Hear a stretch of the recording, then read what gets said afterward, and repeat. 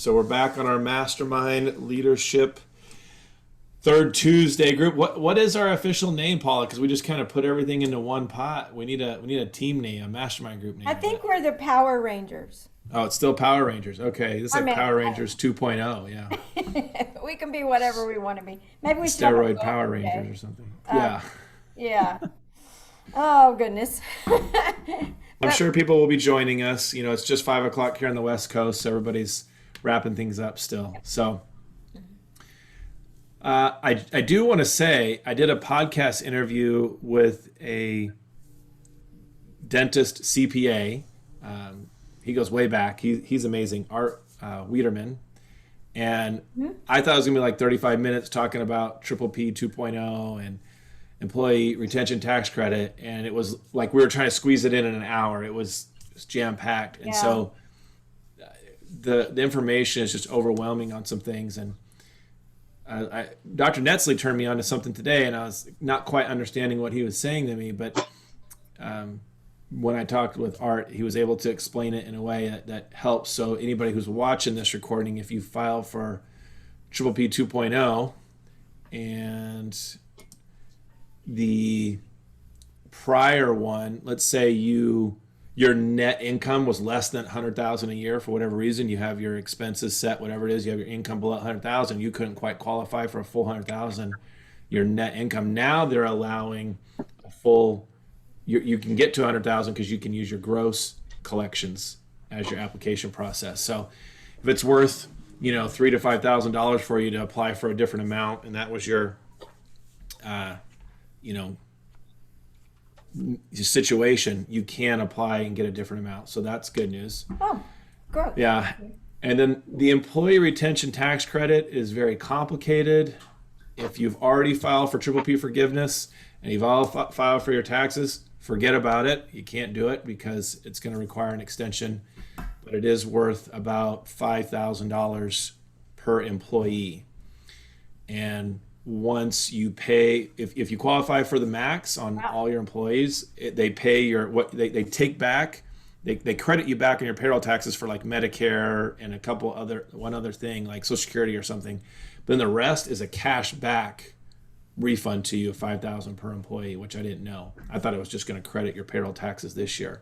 So that link will be up for others to look at and listen to that because it's very detailed, and I'd rather you hear it straight from him. But it is possible to have paid your employees with Triple P money and qualify for ERTC, but it is a dance. So, yeah. Okay. Yeah. Now, let's jump in. Sound good?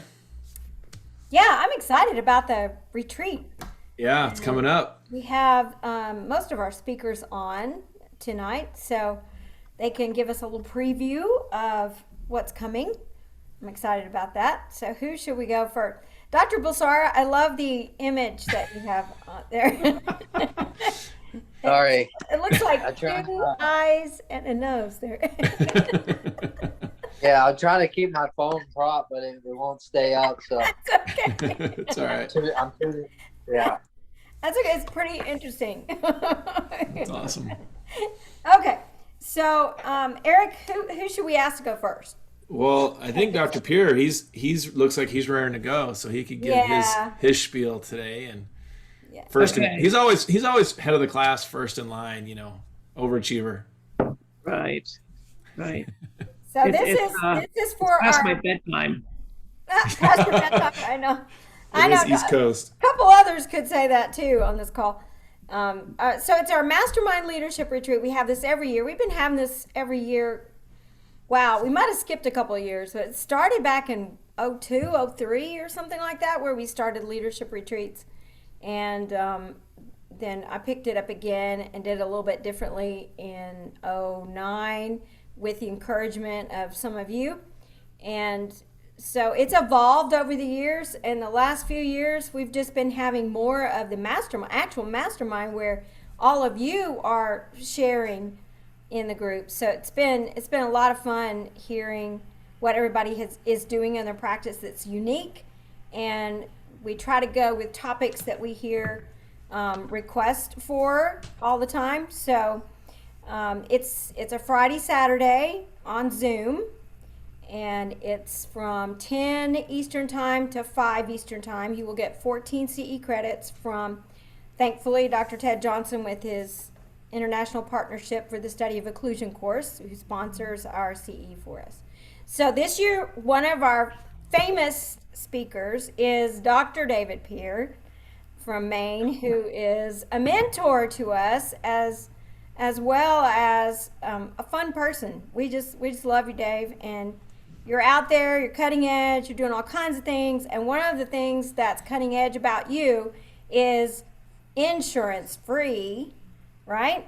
That's right. Yes. And your in-house membership program that you started. I mean, we had that call back in 2011 or something, and y'all wow. rolled this out, and it just exploded. And you are now helping other practices with that, called Den Vantage, and most of you have heard of that. And you just told me you hit a milestone the other day. That's with right. Members We got our 1,000th patient. 1,000 members on his membership. Wow. Congratulations. Incredible. Yeah, cool. So tell us a little bit, give us some bullet points of what you're going to talk about at the retreat. Certainly. Where I'm going to start actually is I would like to ask all of you, are any of you members of Delta or any PPO? If you can, those that don't have the picture, none of you are members. Yeah, I think Dr. Voros is. Yeah. Okay. Some who may not it's be great. on audio right now Yeah. are members. Okay. That's really, obviously, as you all know, this is the cream of the crop because that's not the normal answer. But even when you aren't a member of Delta or any insurance company, have you ever looked at the cost of insurance to your practice? Yeah. What it actually costs you to deal with insurance patients? When I've done that in my practice, I've come up with, it cost me about 12%.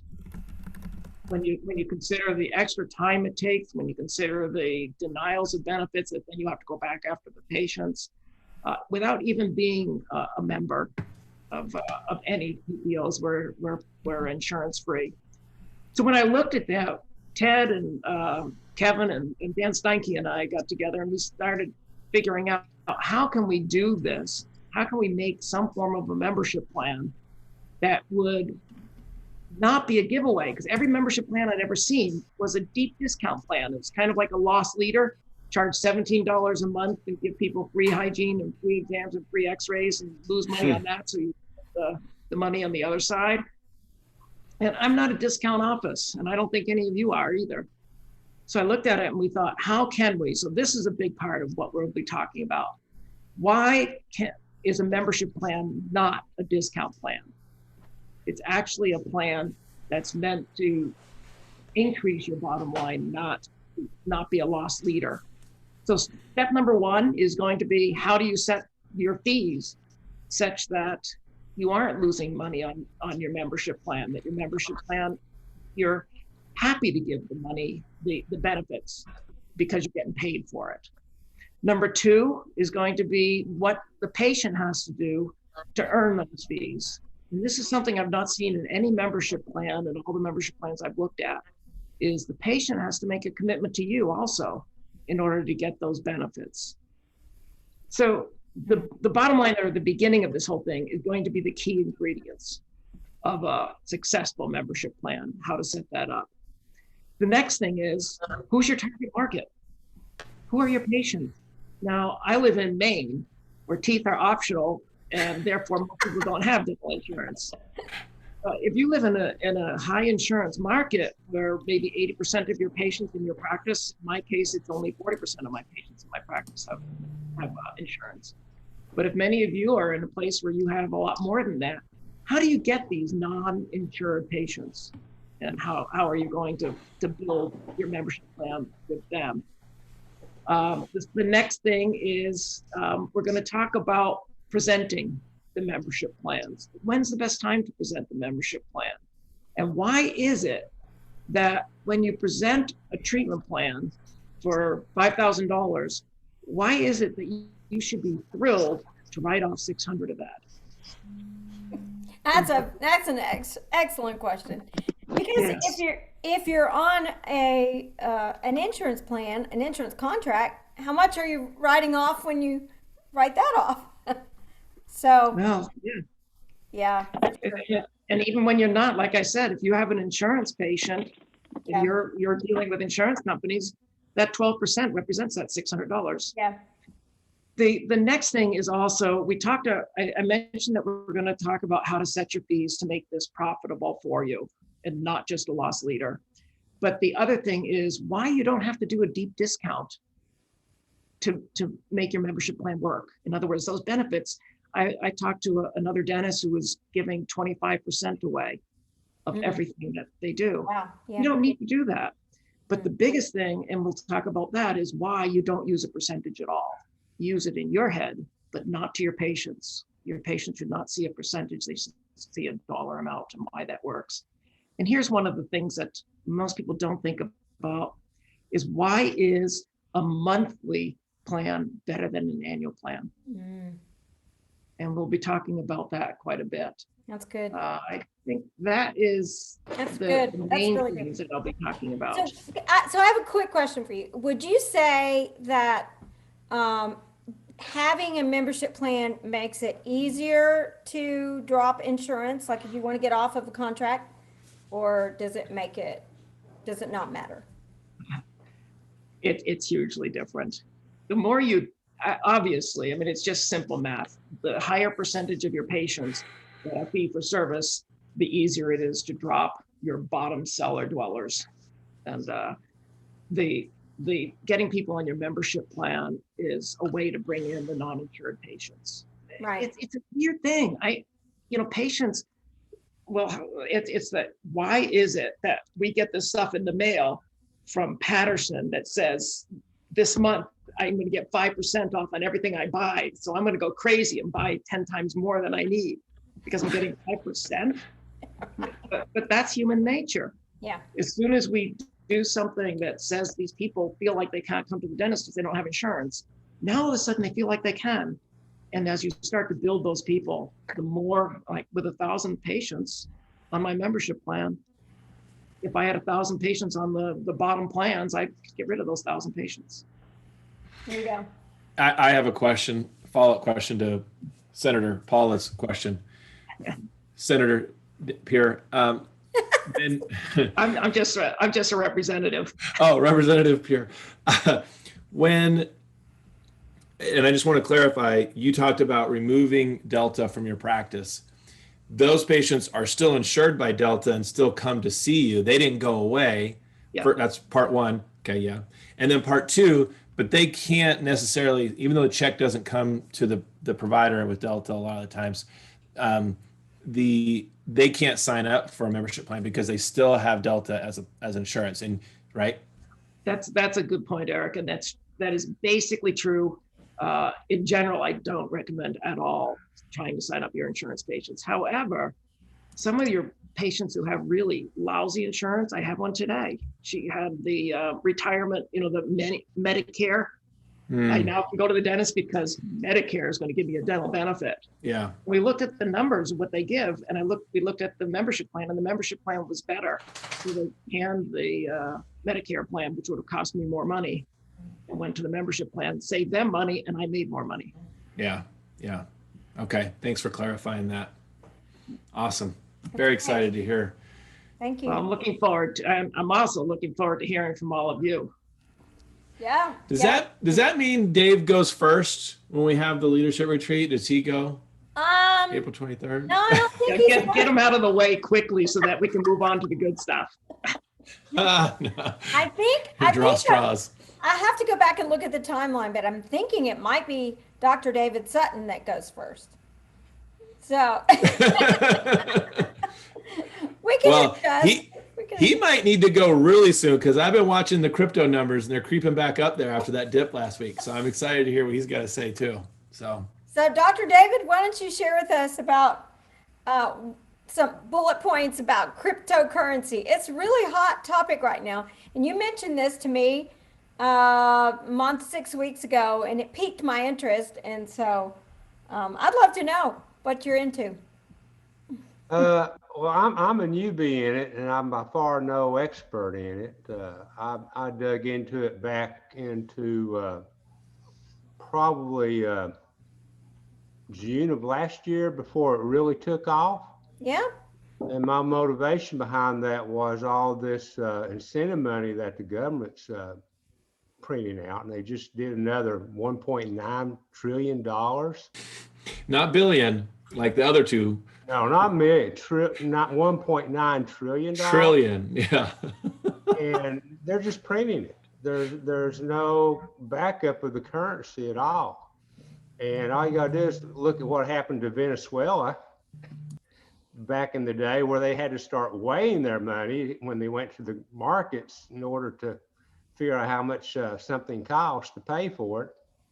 And I'm just afraid that our currency is no going to be the dominating world standard for currency in the world. And Joseph's heard me talk about this quite a bit, but that just sparked my interest. And I'm assuming that most people are not too far behind me and not knowing a lot about it. And the reason I said yes to Paula, of course, is it gives me good reason to do a lot more research. And my goals is primarily to get everybody on board about a little bit about what cyber currency is, and basically information where they can learn more about if they want to, and give them some options on that. But I really hadn't set up a lot of agenda yet. I'm still working on that. But it's going to be just a super beginner's course to where I want to give some good lead points to where people want to start doing some research. If they want to actually buy it, there I'll give them the exchange places where they can go buy it. We'll give them the information to where if they want to look at and study charts and such like that, they can go do that. If they don't want to get directly into cyber currency, there's a trust company called Grayscale that's on the New York Stock Exchange, and it's handled just like any other stock market. You buy and sell on the New York Stock Exchange, and you're not really buying the cyber currency at all.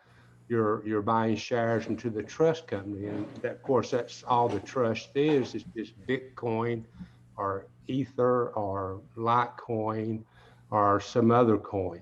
And of course, its prices in the stock significantly correlate with Bitcoin. And so if they're uncomfortable with actually getting into cyber currency and actually buying the coins, they can go that route.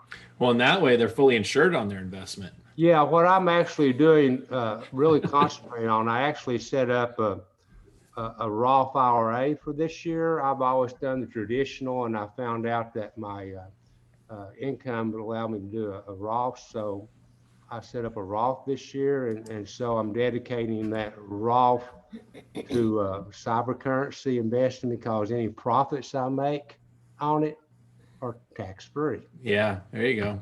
And yeah, so, you actually have to file taxes for your cyber currency profit.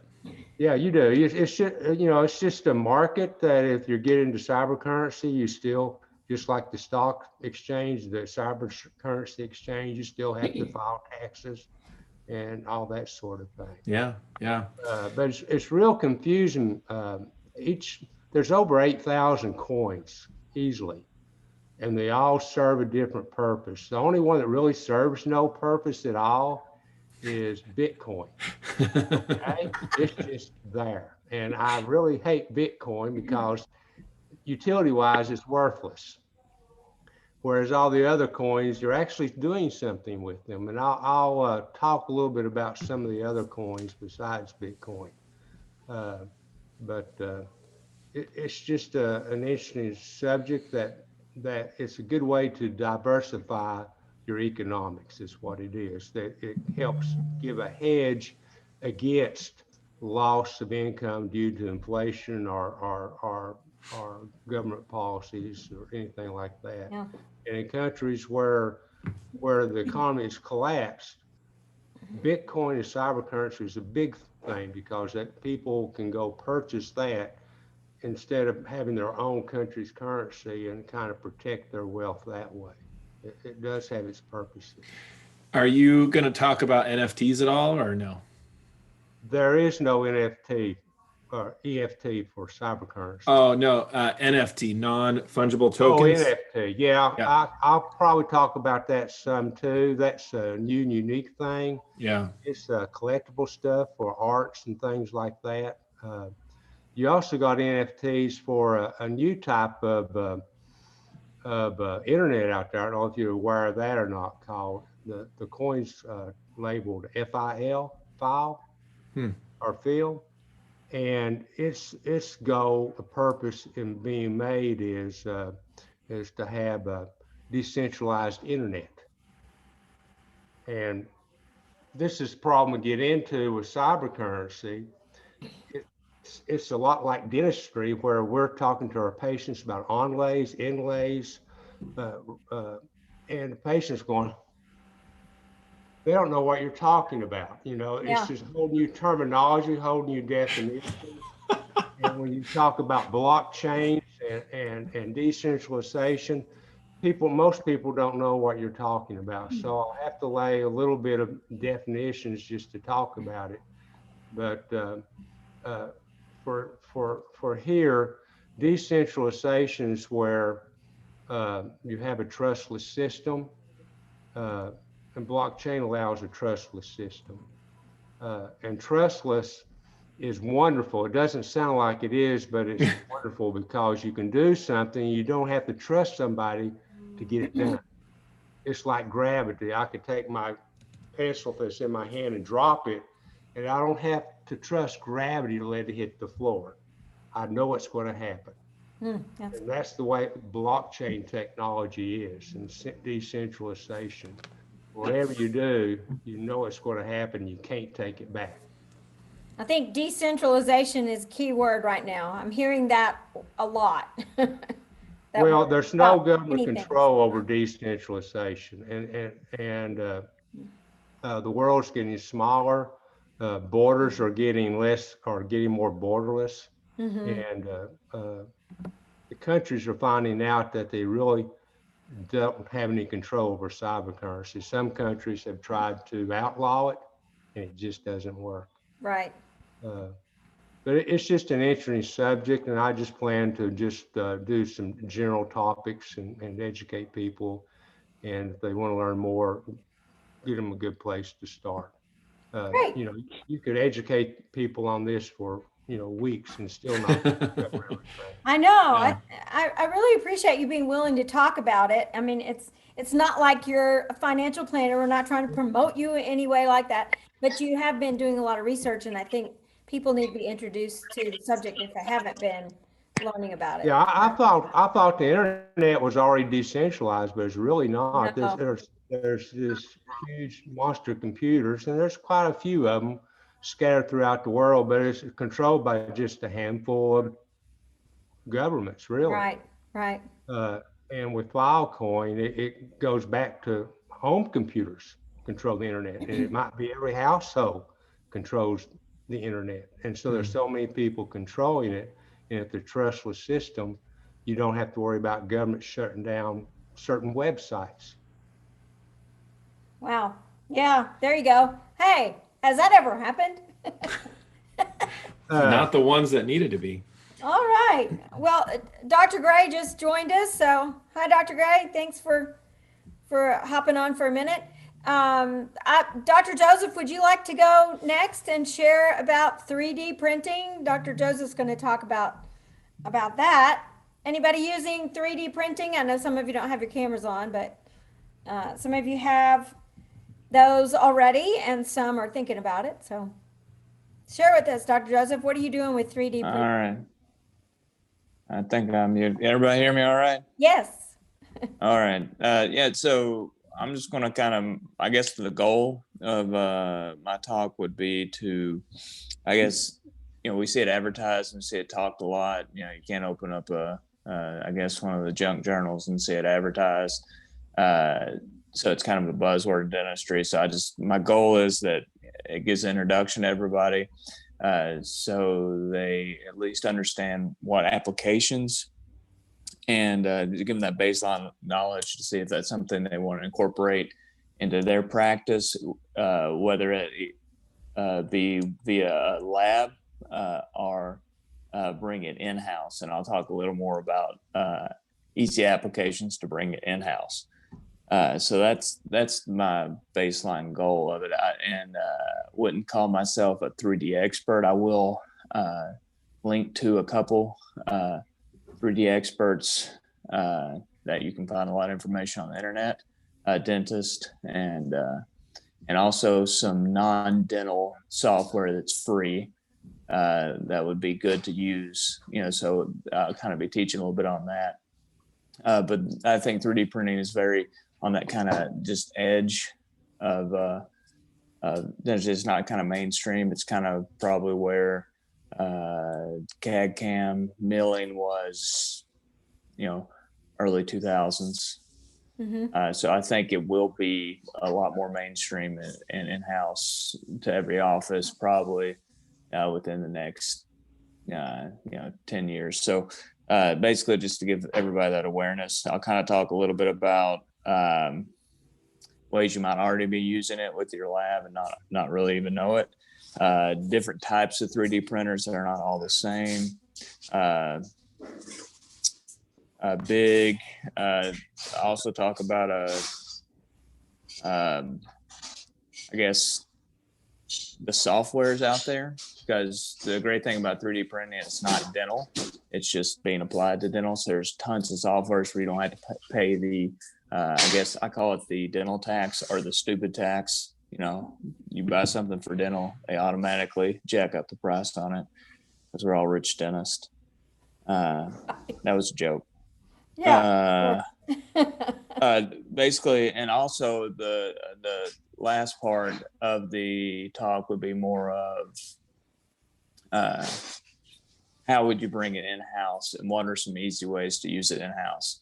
And I'll talk a little bit about and show some pictures and maybe some videos of what we're doing in our office with it, whether it's, and our main thing is, we're printing night guards, and it's very easy and simple, and it's it can easily pay for itself for what you invest. But also I'll talk about dentures and surgical guides. If you have 3D X-ray capabilities, then it's super easy. So it can save you some money there. But that's the main gist of it.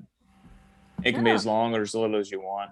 I don't claim to be a complete expert. So if you got a lot of people that are out there doing a lot of surgical guides and stuff like that, that's where it mainly got introduced, but now it's kind of expanded dentures and other things. So if somebody is out there in the group wants to chime in, I have no Zoom ego, so you can talk all you want. Well, we're excited that you're going to do this for us. And in case you haven't connected the dots, Dr. David Sutton and Dr. Joseph are father and son, and they practice together. So they have a top of the line practice over here. You're on mute. Maybe it's good he's on mute. I don't know. Yeah, I'm the dad, by the way. What you need to figure out how to do is how to 3D print your own Bitcoin. That's put your two meetings together and we'll get it knocked out. Good idea, Eric. You may recall Dr. David shared with us last year about ozone, which was perfect timing, right? With you had a great impact on a lot of practices last year when you shared about ozone and the COVID crisis, right when that was happening. So thank you both for being willing to share. All right, Dr. Gray. You're welcome. Dr. Gray, we're thrilled to have you on board with us tonight. And Dr. Gray practices in Birmingham, Alabama area. And Dr. Gray, how many practices do you guys have now? I can't keep up. Oh, let's see. You're on mute. Let me unmute you or ask you to unmute. Can you unmute? There we go. There you go. Okay. So I got speaking permission from you, Paula. Yeah, that's right. How many practices do you have now there in Birmingham area? We have 10, and so it's a multi-provider group practice. we're owned by dentists. I'm one of 4 partners, and I've been very fortunate to start this whole journey with friends of mine from all the way going back to about the 5th grade. And we went through middle school, high school, college, dental school together. And then we all said, well, we're at the same stage in our life. We've all studied together, so let's jump in the boat and take on some debt and make a go at this thing. Why stop now? And you're the prosthodontist in the practice. So it's a pretty Yeah, unique that's right. situation that you joined a general practice as a prosthodontist, and that's been a wonderful thing. It's been a win-win. A win-win. Yeah, it's really been. It has. I mean, traditionally, pros, I think probably going back into the 80s, it was, a lot of referral based, but the model's changed for dentistry, in my opinion, over time. And so referral based pros is really not, a viable avenue for anybody right out of school. I wouldn't recommend that to any resident that finishes a pros residency. And instead, I kind of took the path of just, partnering with people that I work with and have a lot of respect for, and we all learn from each other. And it's really just, it's been a good thing because I get to work with friends every day. I ask them questions, they ask me questions, and we all learn from each other, kind of in a group setting. So I'm really blessed with that Yeah. approach. It's worked well. It's been a wonderful thing. I've had the privilege of being in sort of at the beginning and watch this thing grow, and it's been amazing. And you've held on to your vision and your values. And I see we met each other back in 07, I think, when you were still in school. 06. 06? I was, Yeah. Yep. Been a long time. It Been a has. long I time. mean, that was a really good thing, I think, that came out of the first practice that I was in for a year right out of school, because, looking back on it, it wouldn't have, getting dental coaching and kind of taking that avenue wasn't necessarily on my radar, and it wouldn't have come natural to me, but I was kind of pushed into it, thankfully, by Dr. Sanderson that I worked with for that first year, because he was working with you a good bit. Yep. And really kind of saw the value in it. And as soon as I got in the group practice that I'm in now, starting in 08, I really pushed them. It took a couple of years to get them on board, but I just kept pushing Paula, we need to get on board. And next thing you know, in 2010, 10 years later, here we are still taking our calls.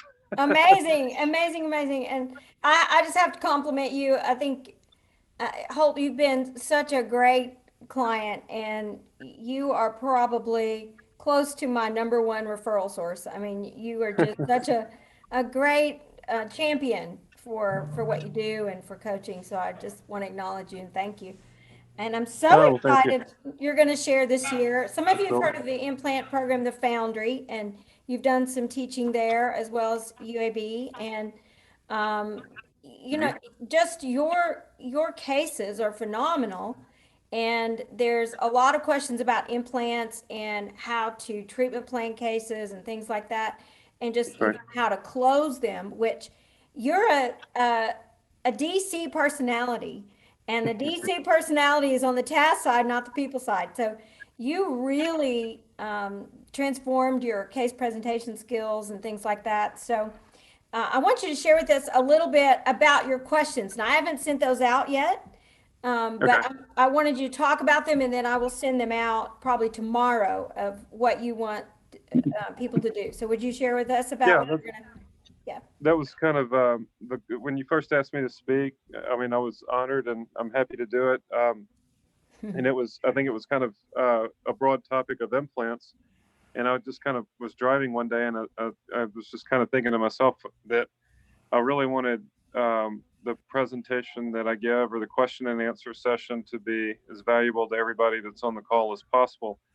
And with it being such a broad range, I don't know where everybody stands as far as their comfort level on implant surgery or restoring implants, or what they want to get out of a presentation. So I think my idea was just, okay, let's shoot out a quick survey.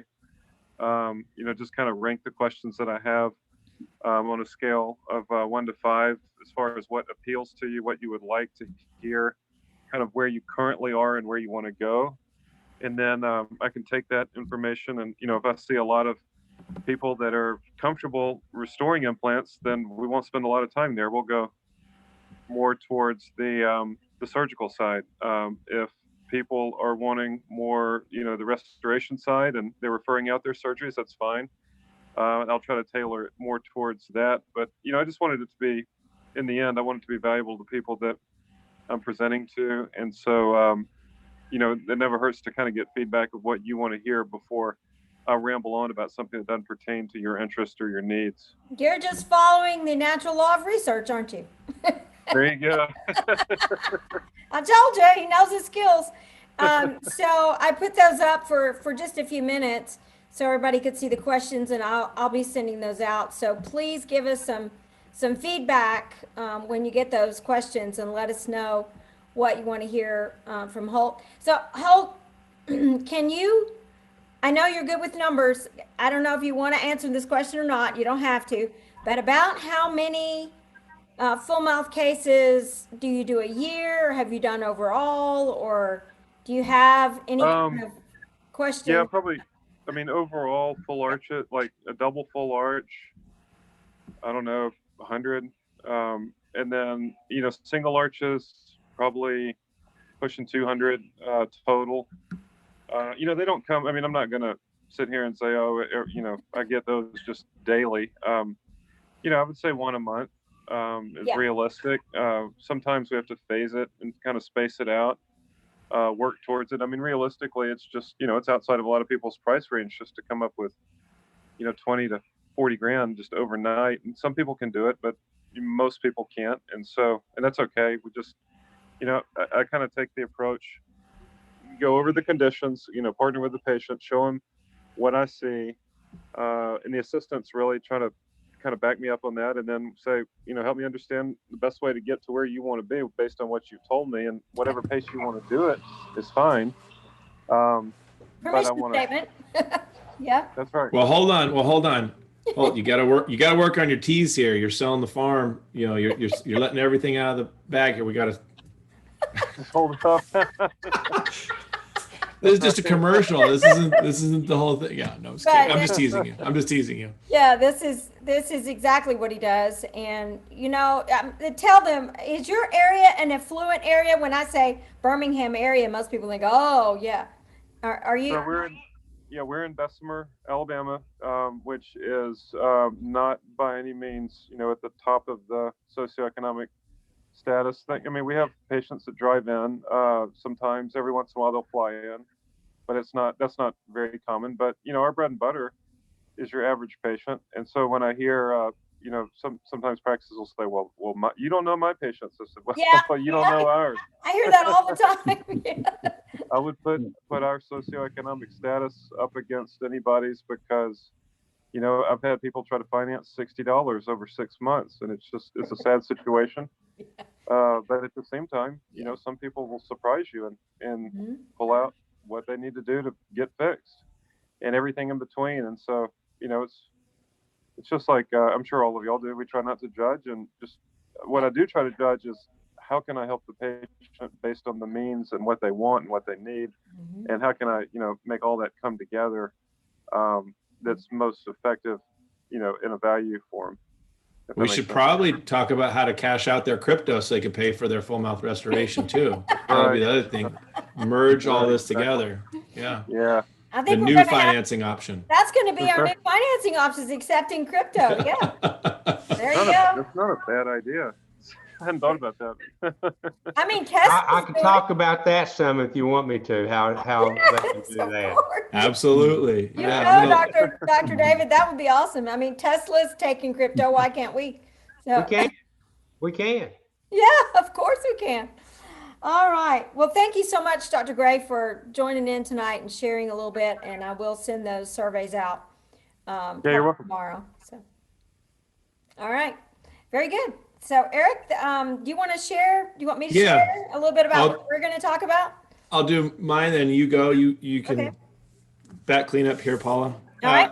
Okay. What I would love for anyone who's joining us in some form or fashion, I would love, because I'm going to talk about healthy practice guidelines, I would love to see your profit and loss. and it can be private. You can black out whatever you want, but I would love it if you just email back to me what it is, because I want to get real, man, just like Holt was saying, I want to get real data that matters to you guys. I don't want to come in saying, you should be at a 75% overhead model when everyone's at 50%, So, and there's such a wide array of it. So if you want, you can just say, here's my data, please keep it private, and I will block everything out or whatever. And I'm just going to take the data and move it over here anyway, and just look at what everybody's averaging. And if you want, you can do like 2019 would be a good year to use if you run your P&L. But I'm going to look at categories of what profit and loss ought to be, whether it's lab, obviously that'll go down with 3D printing. I'll talk about wages, any overhead part and what the total ought to be and where you're at. And then you can look at, well, what am I doing wrong if it's not in line? It could be a collection issue. It could be an issue. It could also be a spending issue. So do that. And then, and I'll spend a little time on that, but then we're going to get into just embezzlement prevention and just all the things that can happen that you guys may or may not be aware of. And I don't want to bring bad news on, but I've had several clients have experience with embezzlement, and just some crazy stories that I'll share, and ways that you may not think of that I want you to be aware of just to protect you guys. I don't want anybody stealing your password or ID to your Bitcoin, your Coinbase wallets, or your any of that kind of stuff. So we'll talk about that a bit too.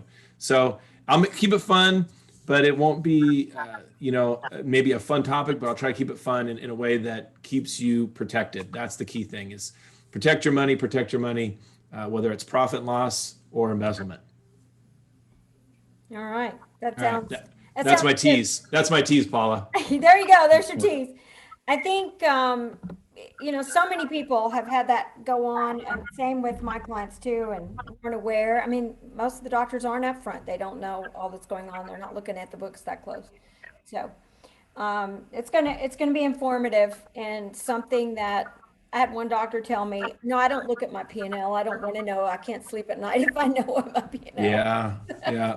And I will say this, the typical embezzlement situation is from the favorite employee they can never live without. I'll add to my tease. That's icing on the cake. What's one of the warning signs if your employee's driving a better car than you are?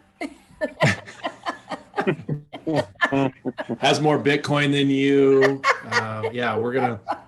We're gonna beat this Bitcoin to death. I'm telling you, it's hot. So I will say this: there's just some telltale signs that you need to be aware of, and I want to hear from you guys if you're willing to share. If you doctors want to share that you have personal experience with this, then that's what the mastermind's about. So we can look for all avenues of this and just be on top of it. So that's good. Yeah. That's good.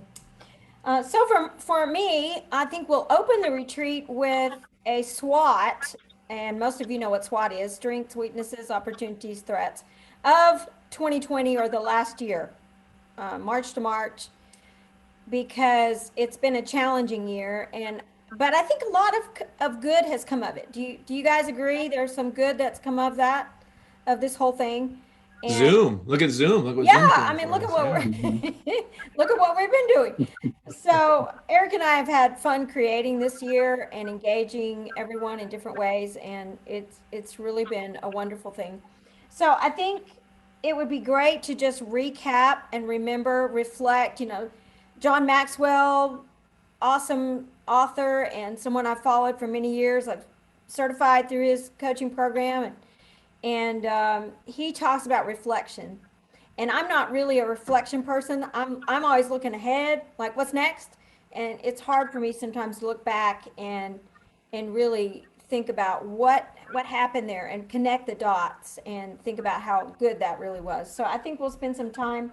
So be thinking about your SWOT of the last year, and what would you say, and how would you encourage someone else who might still be struggling, or maybe you're struggling and maybe you need encouragement.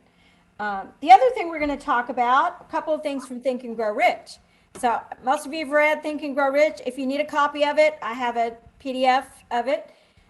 My mentor, Walter Haley, told us to read it, and we read it, and I know many of you have too.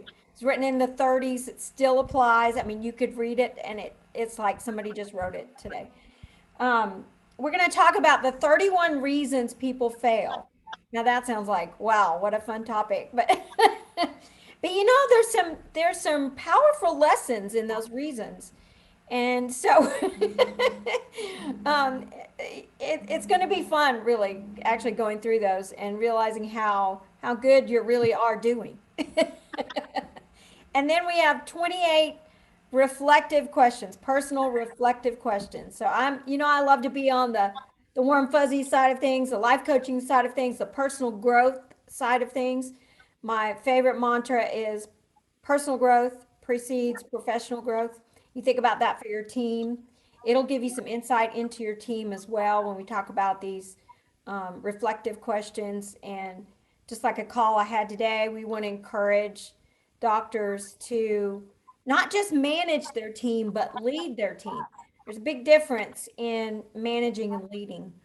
And I think sometimes we get stuck in the management cycle and we have to break out of that sometimes and lead. And we don't always know when that is. So helping your team grow personally is part of helping your practice grow. And it's one of the 5 levels of leadership. It's the 4th level out of Maxwell's book, The 5 Levels of Leadership, is personal development. Your team follows you because what you have done for them. My doctor did that for me, and I'm sure some of you are doing that for your team members as well. So those are my topics, Eric. And then we'll have our breakout sessions. We'll use the Zoom rooms. For that, we did it last year. I think I'm going to have you manage it this year, Eric. Uh-oh. I finally figured it out on the last round. Yeah, Dr. Pier will end up in the Matrix somewhere if I have to do this. He'll be gone. So the Zoom rooms were great just for breakout. So if you want to join us, or you have colleagues maybe who are struggling and they need some support, they need a group that they can feel safe with and talk about things that are going on in their life and their practice, and it would be a good encouragement for them, I think. Don't you think, Eric? Yeah, I think it's gonna be power packed. I mean, every time I'm around all of you, I learn so much, and it's just so much good knowledge. Yeah, I love it. So I'm super excited. I got to organize all my stuff, but all I'm thinking about is how to learn how to do big full mouth cases. So, get my Coinbase ready and all this stuff. But anyway. So we also had on the agenda just a short topic, mask mandates. Paula, can we jump into that? Oh yeah, sure. Okay. The key thing here is everybody's in a different state, so we can't really talk about this, but here's what's happening. The red states are dropping their mask mandates, and you're going to have people who stop wearing their mask if they haven't already anywhere. And then they're going to show up at your office, and your state dental association is probably still going to say, hey, we're recommending that you have your patients wear a mask. And you're either going to have to ignore that or educate your patients. And so it's going to be your decision. I don't want to make this a topic for, it starts to get political or whatever. I would just say this: if you're going to continue to have that be a part of your process with screening. I mean, I went to the chiropractor today. You just walk in and they're like, oh, you already had COVID? Oh, take off your mask. I'll take off my mask too. It's like everything changes. And so I think one thing you're going to have to realize is we're comparing dentistry to dentistry. They're comparing Lowe's to dentistry. They're comparing all these other places, restaurants that can go to dentistry. And if you're going to require them to wear a mask, your team's going to have to be trained verbally on what to say and why it's important. And how do you deal with that? Is your reception area going to be open now? All these things are going to start to open back up, and it's the new normal. You got to figure out how you're going to portray that. So I don't really have the answer for you because everybody's different states, but I do have you guys, say, hey, let's talk about it, figure it out. I just met with Dr. Voral's office last week, and they decided, you know what? We're going to see how it unravels. We're in California. We'll probably be last to the show anyway on that regard. And you know what? If the state's saying no masks, we're fine with no. The team was like, we're fine with no masks. It doesn't bother us. And so everybody gets to make that own call, but the team's got to make that decision with you.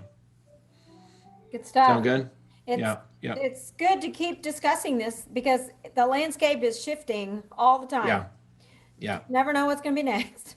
Yeah, exactly. So we'd love to hear from you guys as you go through this. Just start giving us, hey, this is what we ran into. This is what we decided in response to that. Mm-hmm. Okay. All right. Anybody have a comment or suggestion about it before we move on to the next topic here? Anybody dealing with that already? Not yet. Wearing the mask, not wearing the Okay. mask. Okay. All right.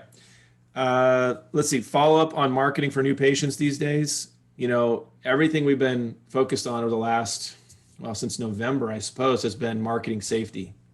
And Paul and I have been sharing client videos for a long time on what to do, and it's working. You know, patients are seeing that we're safe.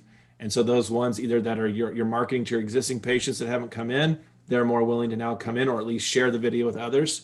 And then the ones that you're reaching on social media or just your website, however it is, or reverse marketing with your patient sharing it, it's getting out there. And so we're seeing hundreds of views. I'll tell you, on our call last month, we talked about this a lot, and I'm glad you're bringing it back up. If you want to go to our YouTube channels, you can find that video from last month from February 17th, 16th, I think. Anyway, I actually had somebody look at that, and Dr. Caitlin, they were inspired by what you did. So I just wanted to let you know that. That you made a nice impression there on another female dentist was just like, oh my goodness, she was awesome, and I want to do that on my website. So thank you for sharing that last time. Is that your associate there next to you? Future associate. All right, awesome. So Yeah. if you haven't done that already, you know, look at that video and talk to us if you need some support. Eric's been great with helping offices get a safety video up and do some things like that. So I think the key is just do it.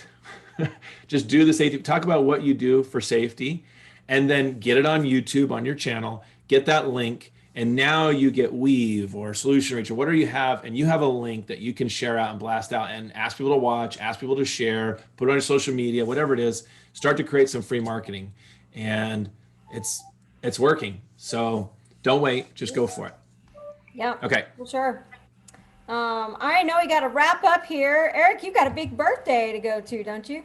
Yeah, my second son is going to celebrate no longer being a teenager. So it's his 20th birthday. So we're going to celebrate that with some.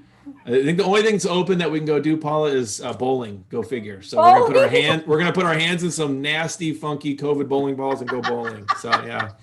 COVID bowling balls. Yeah. Go figure. That's open, right? That's the one place we can go. I do, because some of us join later. I do want to say employee retention tax credit. I actually upload the podcast I did today. It won't be released probably till Friday or Saturday, but I already put it on my YouTube channel because it's so good. He's talking about, especially if you're a large practice and you paid your employees and you figured out how to just use your triple P money for 60% of your pay and not 100%. If you want that 60% window, you can, this is going to be good. Here's the word. You can bifurcate. I thought it was just he was talking about furcations, but it was really a term, bifurcate, which just means you can separate that you're paying your employees as close to the end of your 24 weeks as possible with your triple P money. That then says I use my own money to pay my employees for the first 16 weeks that I came back. I didn't use triple P money. And because I did that, I had more than a 50% loss in that second quarter. I lost 66%, let's say. So now I qualify because I had 50% loss, or a government agency mandated that I was any sort of closure, meaning I could only have emergency services, but you were reduced to something other than normal, you qualify. And so it's either one of those, okay? And then you can bifurcate, you can separate your pay on your triple P to delay it because you don't want it to be in second quarter or third quarter, because that's when you can qualify for the ERTC, the Employee Retention Tax Credit. $5,000 per employee that you pay them in those 2 quarters, right? So now you have 8 employees, there's $40,000 that's coming your way, okay? But your triple P pay cannot be in the way. It's got to be delayed. Does that make sense? So if you applied for forgiveness already and you didn't put that later date that you spent the money, you're out of the game. And probably if you've already filed your taxes, you're probably out of the game. You'd have to file for an extension. This is going to be an amended payroll tax return. That's how it happens. You get the Medicare, Social Security credit, but the rest comes in cash back to you. So again, they're printing more money that you can go invest in, I don't know, Bitcoin. Right. All right. There you go. That's just a soft, quick view, but you can watch that right away, and then it'll be on the podcast probably by Saturday. I'll send on my social medias where I share those links, so you can find it there. But any dentist that you think is talking about this, you need to share this one with them. Okay. Very good. That link. Okay. Thanks for the info. Yeah. All right. Anybody have questions about that, or what the heck are you talking about? I know we didn't get a whole lot of discussion tonight because I wanted the speakers to share, but anybody have a question before we go, or anything on your mind or celebration to talk about? All right. I know a lot of everybody's on mute. Let's see. There you go. Now, Dr. Watson, you can go because your phone will pick it up. Oh, can it, okay. Yeah, I've got two computers going here and my phone. And yeah, I just have one thing that's just kind of on my mind. You know, Paula mentioned earlier about good news. I went in for a heart cath, and the previous 3 times that I've gone in for a heart cath, I've had stents placed. Well, this time I got done with it, and they said, "You are great. You have no limitations. Go do your thing." And so I was really blessed by that. And then the other thing that happened, and this is really hit me, is someone, not a real close friend of mine, but an acquaintance, a fellow Crown Counsel, qualified member, Richard Platch, that I've known for a long, long time. I don't know if Paula, you know him I or know not. Dick. Yeah, Dick Flash. He was out walking his dog yesterday and was run over by a car, and he's no longer with us. So it comes back to something that Jim Pride told me one time. He said, if there's something you want to do, do it now. So that really hit me. Good advice, Yeah, Dr. yeah, Watson. yeah. We're very Okay. thankful for your good news and All right. Thank you. for Thank your you good much. advice too. Looking forward to the retreat. Yeah, Okay. thank you. Yeah, we are too. Very excited. Okay, everybody. Anybody else have anything they want to share real quick? So Eric can go bowl.